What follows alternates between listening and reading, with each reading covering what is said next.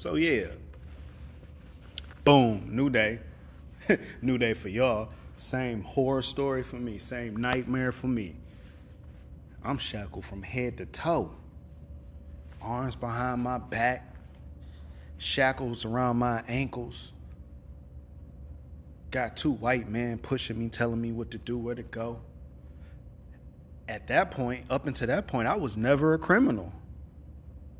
But let me tell you something. When you incarcerated with these hardened thugs, these hardened criminals, these demonic forces, and you make it out and you live to talk about it, you a criminal. You committed crimes behind them bars to survive. So let's get into it. So I get on some bus, and there's some big scary cats. I'm like, dog, I didn't even know they make niggas this big. I'm sitting next to him. I'm shackled. I'm next to a big old Mexican. I BS you not. His name Pablo. Tattoos from head to his ankles. Tattoos everywhere. Bald headed dude.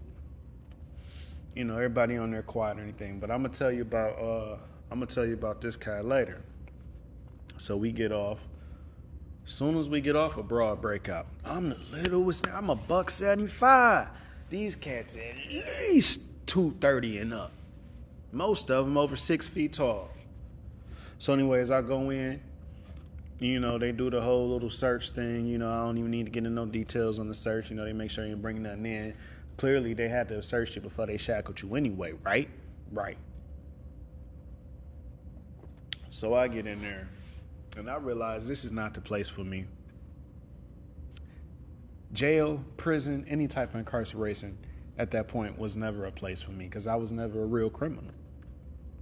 But I'm looking at these guys and the way this place is being ran, and this is definitely 1,000% not the place for me. I don't even know what type of criminals these are. These is drug lords. These are terrorists. These are like the worst people imaginable. And I'm like, I'm going to die in here. You know what I mean?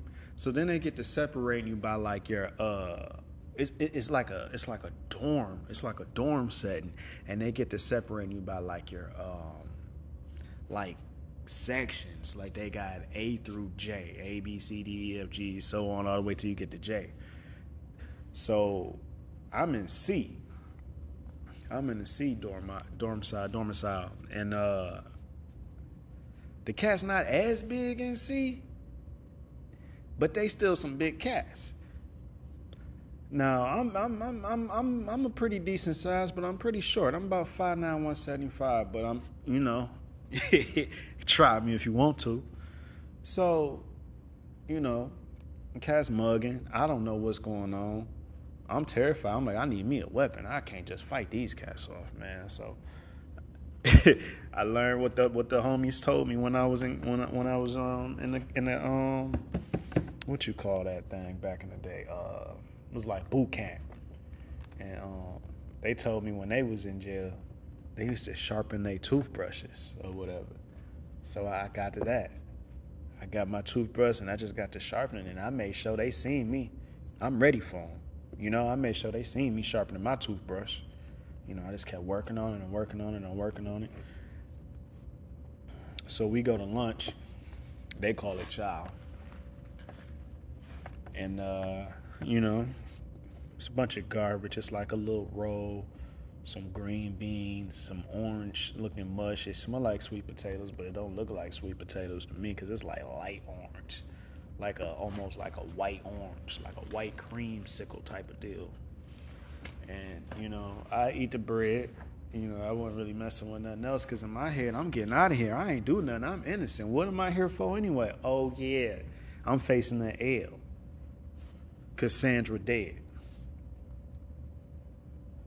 So I got to figure out what's going on. I got to get in contact with my lawyer. They just snatched me up. Mind you, this the U.S. Marshals. This ain't no police. I didn't go to court. They snatched me up and put me with these hardened criminals, these thugs. And, I had to figure out what, that this wasn't expected. Normally you get in trouble, you go to court, and you expect to get sentenced. This police came and got me. Not the police, the U.S. Marshal came and got me and brought me to this prison or this incarceration camp or this labor camp or whatever this may be. You know? So, man. So after child, we go outside to what's called rec. And I'm just, I don't want to be the first one out there. I'm just, I'm peeping the scene, seeing what's going on, seeing what's popping and everything. And it's just everybody in like groups of 5, 4, 5, some of them groups of 6. You got a couple cats in the groups of 3, and I'm solo. Same way I've been all my life, solo, dolo. I don't know what's going on. I'm just, just looking, peeping the scene. And I see a cat ask a cat for a cigarette, and the dude gave him a cigarette and said, you know what you got to do later, right? And he said, yeah, daddy. And at that point, I said, oh, I got to get the fuck up out of here, dog. What? Next thing I know, bam! Somebody hit me in the back of the head, and I'm getting stumped out by 4 cats. Then you hear a bunch of whistles, like a bunch of referees just blowing a bunch of whistles.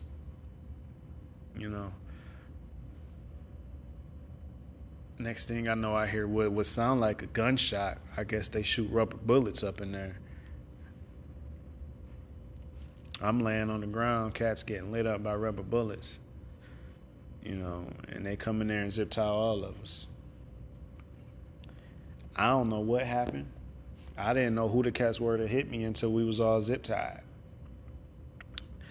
Then they got me by myself asking me what happened, and I'll tell them I don't know what happened. I ain't even been here an hour yet. What you asking me? I don't know these cats. I don't know how they move.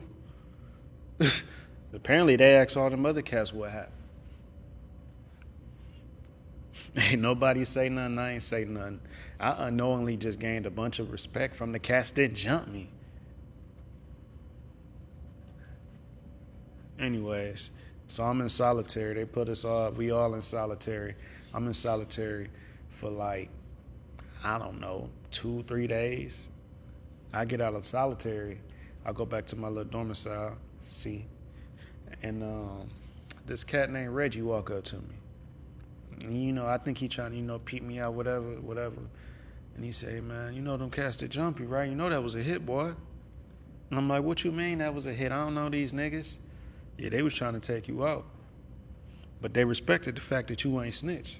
Snitch? What I'm going to snitch on? I don't even know these niggas. I don't know what's going on. Well,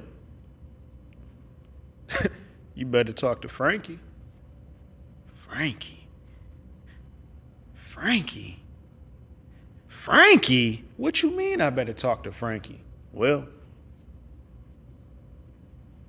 Frankie said you killed one of his workers. One of his workers? What the fuck? All right, man. Say less, dog.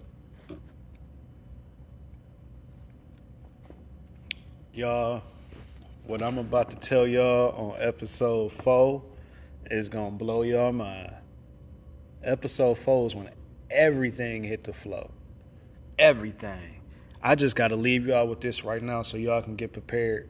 Because in episode 4, I find out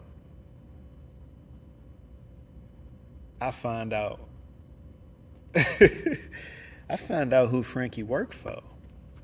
Yep. I found out who Frankie worked for. And it's going to take a while, but in order for me to get out of this situation, we got to bring Frankie down. And in order to bring Frankie down, we got to take away something that's near and dear to Frankie. Also, y'all won't believe who was actually in this prison with me right now. Hog. I'ma holla at y'all. Peace. Storytime.